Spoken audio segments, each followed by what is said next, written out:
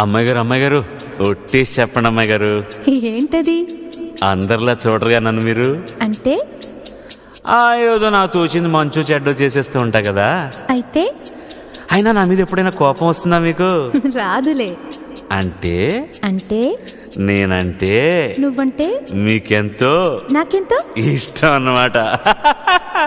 ఇవ్వాలి ఇవ్వాడైనా మీరు ఏది అది అమ్మాయి గారు, చెప్పాలి ఏం కావాలో మీరు ఏదో అది అబ్బాయి గారు. నన్నే మెచ్చారు నేనే నచ్చానన్నారు, తీరా అది అంటే ఇంకా ఏమో ఆలోచిస్తారు.